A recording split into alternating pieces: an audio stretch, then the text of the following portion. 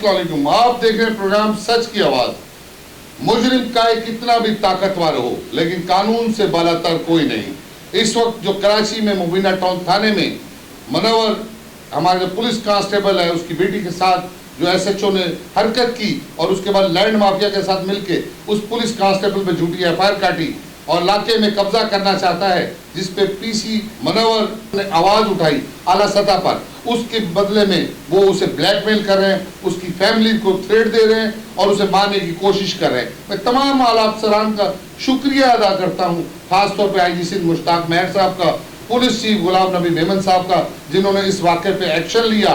और इंशाअल्लाह मैं उम्मीद करता हूँ कि मुजरिम कितना भी ताकतवर हो, कानून से बालातर कोई नहीं। आइए चलते हैं उनसे, उनकी फैमिली से पूछते हैं कि ये वाकया कैसे हुआ, इसकी हकीकत क्या है, इसके पीछे कौन लोग हैं। जी अस्सलाम वालेकुम जी।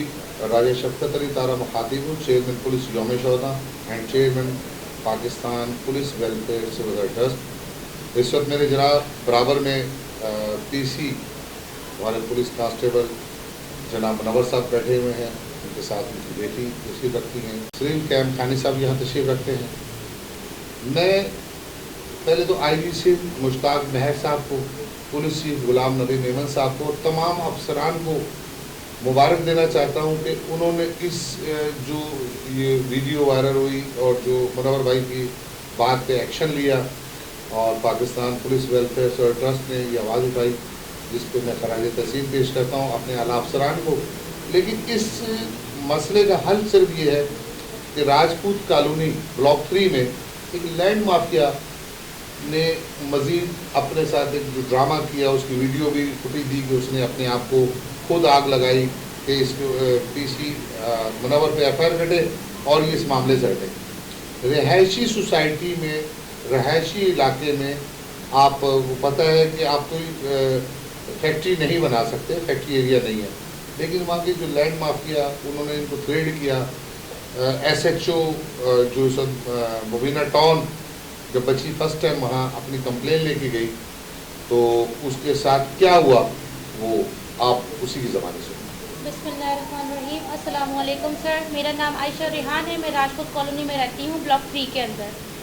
मेरे घर के ऊपर हमला किया गया तो इसकी फ़रियाद लेके मैं एसएचओ मुबीना टाउन रसूल सियाल के पास गई। वहाँ पे जाके मैंने अपनी फ़रियाद की और अपने हाथ जोड़ के कहा कि सर मेरी एफआईआर काट दीजिए।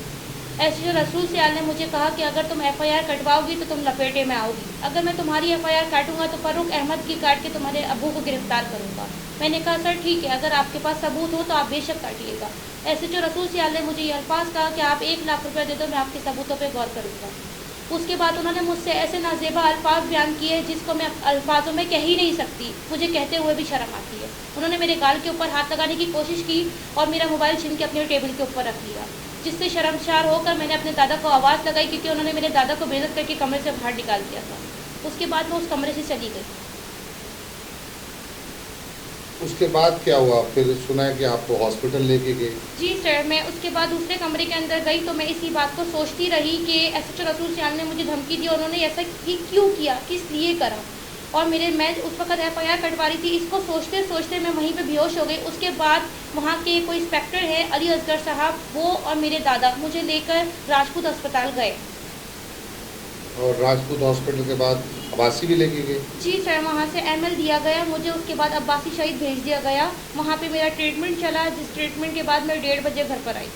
और जब एसएचओ ने ये वाकया देखा तो उसने, जब पुलिस सारी इन्वॉल्व हो गई वहाँ की इन्वेस्टिगेशन, और तो उसने फौरी एफआईआर काट दी। उसके बाद इस एफआईआर काटने के बाद वो मुलजिम वहाँ घूमता रहा और उनको, जब इनकी एफआईआर में नामी नेटों से गिरफ्तार नहीं किया, बल्कि वो एफआईआर उसने एक एसएचओ पावर होने के नाते अपनी पुलिस के साथ, देखिए राइट कानून से बालातर कोई नहीं है, चाहे वो कोई पुलिस अफसर की सीट पे बैठा है या फौज की सीट पे बैठा है या अदालत की सीट पे बैठा है, कानून से बालातर कोई नहीं है। लेकिन उसने कानून का नाजायज़ इस्तेमाल करते हुए मज़ीद मनोवर पे ही एफआईआर काट दी।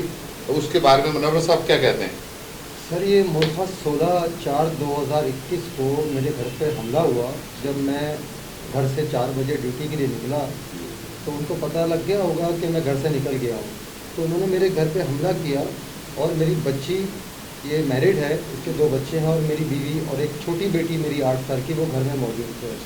हमला किया गया, दरवाज़ा तोड़ने की कोशिश की गई, घर में घुसने की कोशिश की गई। 10 से 15 मिनट तक वो कार्रवाई वहाँ करते रहे।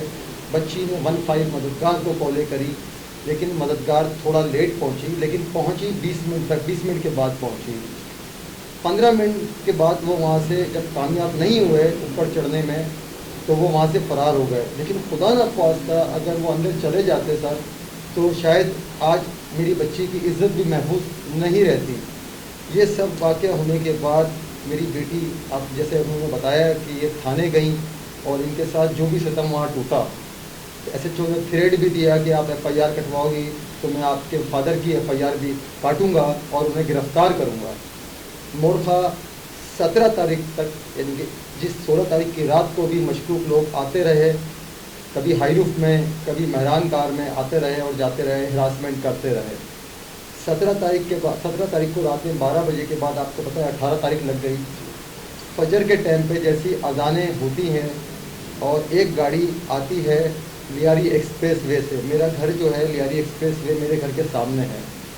एक वाइट कलर की कार आती है छोटी, और वो लाइटें बंद करके आती है। मैं बेटी को कहता हूँ बेटा आप दूध गर्म करके मुझे गिलास दे दो, मैं पी के आराम कर लूँगा। तो मेरा एक छोटा सा घर है और जीने के ऊपर ही मैंने किचन बनाया हुआ है। सामने खिड़की है 6 फीट की, वो खुली हुई थी। कार आती है, उसमें से पीछे से बंदा उतरता है, किसी ने अपने आप को ढाटा लगाया हुआ होता है कपड़े से।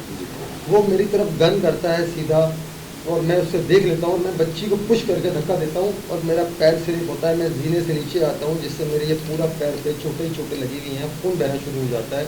और वो फायरिंग करते हुए, स्पीड में हवाई फायर करते हुए वहाँ से फरार होने में कामयाब हो जाते हैं। इतनी देर में नमाज़ ख़त्म होती है, सलाम फिरता है। मेरे घर के साथ ही मदनी मस्जिद वाक़ है। सारे नमाजी और मोहल्ले के लोग इकट्ठे हो जाते हैं, जिसमें जो मेरे घर पे CCTV कैमरे लगे हुए हैं, जिसकी फुटेज उसमें बनी है कि पूरे इलाके के लोग जमा हो गए हैं। लेकिन मेरे साथ कोई प्रॉब्लम ये है कि लियारी एक्सप्रेस वे पे कोई कैमरा मैंने ऊपर नहीं लगाया हुआ, जिससे वो ऊपर की कवरेज नहीं हुई। लेकिन वो फायरिंग की आवाज़ अहले महल्ला ने सुनी, जिसके बाद मैं 15 को कॉलें करता रहा, 15 नहीं पहुँची।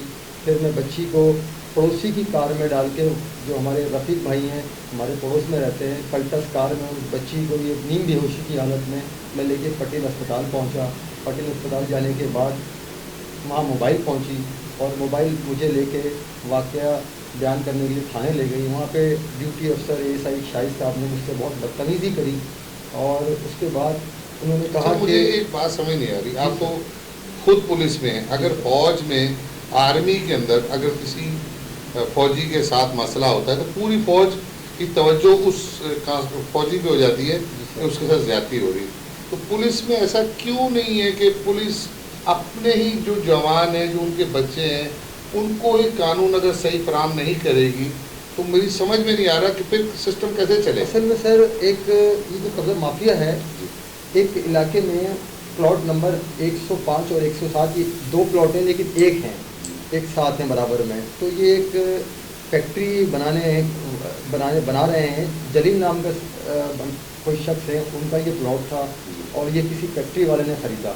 वो असर रसूख वाले लोग हैं, पैसे वाले लोग हैं। वो यहाँ पे एक डाइंग की फैक्ट्री बना रहे हैं जिसका केमिकल इतना जहरीला है कि वो जो केमिकल जब पानी वो ज़मीन में जाएगा तो वो हमारे बच्चे बोरेंगे। आपको पता है हर घर में आजकल बोरेंगे हैं। वैसे भी रिहायशी इलाके में फैक्ट्री बन ही नहीं सकती, कोई भी केमिकल फैक्ट्रीज के लिए इलाके डिसाइड होते हैं, तो किसी रिहायशी एरिया में आप फैक्ट्री नहीं बना सकते। तो सर उसकी अहले मोहल्ला ने एक एप्लीकेशन मूव करी असिस्टेंट कमिश्नर गुलशन इकबाल को और डिप्टी कंट्रोलर जो अथॉरिटी है उनको भी की कि यहाँ पर एक ये नाजायज़ फैक्ट्री बनने जा रही है। और कब्जा माफिया के जो लोग हैं उन्होंने एक 25 गज का एक मकान था, उसके साथ एक 12 फीट की गली वाक़ है, जिसको गली को कब्ज़ा कर लिया गया। और एक मदनी मस्जिद है, मदनी मस्जिद के बराबर में उन्होंने 12 फीट की जो गली है उसमें एक दरवाज़ा लगा के उसको टोटल नो गो एरिया कर दिया, जबकि वहाँ से लोग नमाजी का आना जाना था वो बंद कर दिया गया। जब अहले मोहल्ला ने आवाज़ उठाई तो उन्होंने देखा कि मैं एक कांस्टेबल हूँ सिंध पुलिस में, तो मुझे उन्होंने टारगेट किया कि अगर हम इसको टारगेट कर लेंगे तो अहले मोहल्ला के गरीब लोग हैं वहाँ पर पीछे हट जाएंगे। लाजमी पुलिस की जब एक जवान को अंडर प्रेशर करेंगे वो हटेगा तो पूरा इलाका वैसे ही डर जाएगा। सर बिल्कुल ऐसा सही बात है। फरमाया आपने। तो उसके बाद सर SHO मुबीना टाउन रसूल सियाल जो हैं उनको मैंने जो मालूमात की कि 10 से 12 लाख रुपए SHO को दिए गए कि वो जिस कार्रवाई में मदद करें, और उनको प्राइवेट लोग जो हैं, कुछ सियासी तंजीम के लोग भी हैं, जो कुछ लोग इलाके में हैं, जिनमें एक फर्रुख अहमद, वलदहीक अहमद, फराज अहमद, वसीम अकरम और अब्दुल्ला और कुछ सियासी कारकुन हैं किसी जमात के, वो उनके साथ हैं। इनकी FIR कटाई है आपने? सर बिल्कुल, मेरी बेटी ने FIR कटाई है, लेकिन जब FIR कटने के बाद तफ्तीश वालों को केस गया तो मैं खुद फ़ोन करता रहा कि ये लोग यहाँ मौजूद हैं, यहाँ मौजूद हैं, इनको सर आप क्यों नहीं उठा रहे हैं। तो वो कभी कहते थे मुझे कि हमारे पास नफरी नहीं है, कभी कहते थे कि मैं बच्ची को लेके क्लिनिक आया हूँ, लेकिन मेरे किसी कॉल के ऊपर अमल नहीं किया गया। 3-4 दिन तक यकीन करें सर मुझे टालते रहे। मैं बहुत एक हिम्मत तोड़ दी थी मैंने, और मैं जब फरियाद मुझे लेके आपके पास आया और मेरी आवाज़ आपने बाला अफसरान तक पहुंचाई, उसके बाद मुझे कुछ हलचल नज़र आई कि मेरी कुछ सुनवाई हुई। आज सुना है कि IG साहब के नंबर से भी आपको कॉल आई बकायदा? जी सर, एडिशनल IG साहब के किसी उनके कोई ऑफिस से मुझसे मालूमात दी गई। मेरे से एप्लीकेशन जो है मेरी बच्ची ने जो लिखी थी वो वहाँ पे व्हाट्सएप पे सबमिट की गई, और मुझे यकीन दिलाया गया कि इंशाल्लाह ताला हम इन लोगों को कैफे किरदार तक पहुँचाएँगे और SHO साहब के ख़िलाफ़ भरपूर कार्रवाई की जाएगी। और मुझे ये भी यकीन दिलाया गया कि आपके साथ नाइंसाफ़ी नहीं होगी। जो आपके घर फायरिंग हुई है, आप सर देखेंगे कि 18 तारीख का वाक़या है, आज 24 या 25 तारीख हो गई है और मेरे घर पे फायरिंग की FIR नहीं काटी गई। मैं अपील करता हूँ एडिशनल IG साहब से, IG साहब से, CM सिंध से, इन लोगों से अपील करता हूँ बाला अफसरान से कि मेरे साथ इंसाफ किया जाए। मैं एक पुलिस का मुलाजिम हूँ, मैंने गोलियाँ खाई हैं और मैंने बहुत अच्छे केसेस किए हैं। मेरे पास फाइल है, आप मेरी फाइल देखें, मैंने कितने काम पुलिस के लिए अच्छे किए हैं। अच्छा, मुझे ये बताएं कि आप पुलिस में आपके पास जो वेपन जिनके पास लाइसेंस वाला नहीं होता, तो एक पुलिस के जो कांस्टेबल जो हालात चल रहे हैं मुल्क के, तो आप वेपन ले सकते हैं? आपके पास वेपन है? मैंने अभी तमाम अपनी स्पीच के अंदर मैंने ये कहा है कि मेरे पास वेपन नहीं है। शायद मेरे पास उस दिन वेपन होता, सरकारी पिस्टल होता, या मेरे पास अपना जाती पिस्टल होता, तो शायद मैं उन लोगों को नहीं जाने देता। अच्छा, सर मैं अच्छा मुझे बताएं कि इस वक्त जो आप ड्यूटी कर रहे हैं, जी सर। SSP कौन है आपके जो आपको? सर मैं कोर्ट पुलिस MP में एज ए कांस्टेबल हूँ, और मेरे चौधरी असद साहब हैं जो मेरे SSP हैं। चौधरी असद साहब तो बड़े ग्रेट अफसर हैं, उनका तो बड़ा नाम है मुल्क के पुलिस में भी खिदमात है, सिंध में बड़ी उनकी खिदमात है। मैंने रिक्वेस्ट की है मैंने अपनी MTO से कि आप मेरी आवाज़ SSP साहब तक पहुंचाएं कि मैं बहुत परेशान हूं, मेरे साथ इतना बड़ा वक़ुआ घर में हो गया है, मेरी मदद की जाए और मेरे को एक सरकारी पिस्टल मुझे दे दिया जाए ताकि मैं अपने बच्चों की रखवाली कर सकूं। मेरे बच्चे बहुत परेशान हैं, रात में सो नहीं पा रहे हैं। मुनव्वर भाई इंशाल्लाह, और हमारी बच्ची है, हमारी बेटी है, और इस वक्त आप बेफिक्र हो जाए। हमारे जो IG सिंध हैं उस्ताद मेहर साहब, पुलिस चीफ गुलाम नबी मेमन साहब और तमाम DIGs से मैं राब्ते में हूँ, और मुझे उन्होंने यकीन दिलाया और यकीन ही 100% करेंगे। ये लोग ऐसे अफसरों की वजह से आज पुलिस का मोराल बुलंद हुआ, और पिछले कुछ अफसरों की वजह से कराची में पुलिस की बहुत सारी शातें हुई हैं। और ये जो आपका वेपन्स का मसला है, इंशाल्लाह SSP असद भाई से मैं बात करूँगा, बहुत ग्रेट इंसान है और उनकी बड़ी खिदमात है। मैं खिदमात का खराज तहसीन पेश करता हूँ तमाम अफसरों को। और हमारी पाकिस्तान की पुलिस तो दुनिया की नंबर 1 पुलिस है, जो बग़ैर सहूलतों के आवाम की खिदमत कर रही है। ना मेडिकल पैनल है, ना रिहायशी सोसाइटी हैं, ना स्कूल पैनल पे, ना शहीद कब्रिस्तान है। पाकिस्तान में तमाम डे मनाया जाता है, पुलिस डे नहीं मनाया जाता, लेकिन पुलिस अपने ये जो लैंड माफिया जो इस वक्त जो सरपरस्ती कर रहा है, उनके खिलाफ भी बहुत सारी FIR कटी हैं, और इंशाल्लाह ताला कानून बहुत बेहतरी की तरफ जा रहा है। अक्सर पुलिस पे सियासी दबाव बहुत ज़्यादा है, लेकिन आपके मसले में वज़ीर आला सिंध ने भी आवाज़ उठाई है, गवर्नर साहब ने भी आवाज़ उठाई है। और सबसे बड़ी जो खुशी की बात यह है कि ISPR ने जो पाक फौज का बड़ा अदारा है, उन्होंने मुझे फ़ोन करके यकीन दिलाया कि इंशाल्लाह इनका इंसाफ होगा, और उन्होंने आला अफसरान से बात भी की है।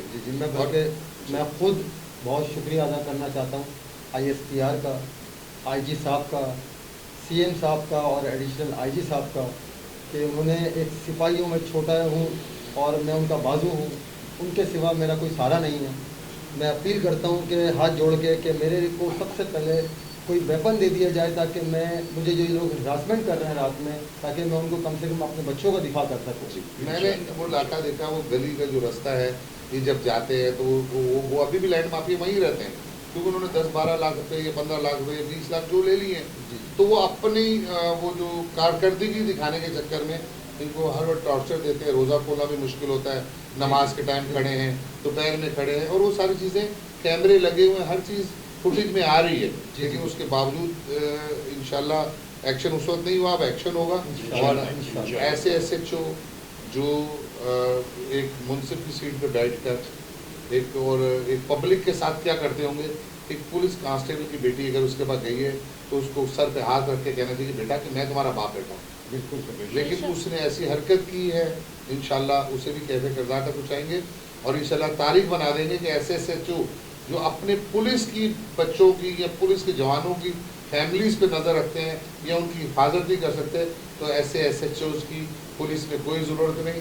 ऐसे लोगों को पुलिस में नहीं होना चाहिए, क्योंकि ऐसे अफसरों की वजह से पुलिस का मोराल गिरता है, और इस पुलिस के मोराल को बचाने के लिए सिंध पुलिस ने बहुत कुर्बानियाँ दी हैं। बहुत नामी गिरामी अफसर अरफान बहादुर जैसे, बहादुर अली जो अरफान बहादुर के वालिद हैं, तौफीक जाहिर साहब, SSP चौधरी असलम, बेशुमार नाम है, पुलिस ने कुर्बानियाँ दी हैं, उनकी कुर्बानियाँ ज़ाया ना करें। आपके तवज्जो से सर मैं एक और रिक्वेस्ट करना चाहता हूँ कि ये जो झूठी FIR मेरे पे काटी है, आपके इल्म में है सर? जी, मैं खुद आया था आपके थाने में, इंशाल्लाह C क्लास होगी वो FIR भी, सीधी होगी, हम उसको B करेंगे इंशाल्लाह, उल्टा करके उसी FIR में उनको अरेस्ट करेंगे। देखें, कानून में अगर FIR कटाना हर बंदे का हक है, लेकिन इन्वेस्टिगेशन हमारे अदारे ऐसे बैठे हुए हैं कि उनको सब पता है कि सच क्या है झूठ क्या है, लेकिन कुछ जगह वो दबाव में आ जाते हैं। लेकिन अल्लाह का शुक्र है, जब से IG सिंध मुश्ताक महर साहब आए हैं, पुलिस चीफ गुलाम नबी मेमन साहब आए हैं, पुलिस और अवाम का कोऑर्डिनेशन बहुत बेहतर हो रहा है, और इंशाल्लाह आपको इंसाफ मिलेगा, मैं यकीन दिलाता हूँ। इंशाल्लाह हमारे अपने सिंध पुलिस, पाकिस्तान पुलिस पे मैं फ़ख्र है, और मैं सलाम पेश करता हूँ ऐसे आला अफसरान को कि जिन्होंने आज मुनव्वर TC जो हमारा कांस्टेबल है इसके लिए आवाज़ उठाई, और उन तमाम अफसरान का शुक्रिया जिन्होंने इस काम में इनका साथ दे रहे हैं, राइट का साथ दे रहे हैं, हक का साथ दे रहे हैं। इंशाल्लाह इंसाफ मिलेगा। पाकिस्तान जिंदाबाद, सिंध पुलिस जिंदाबाद।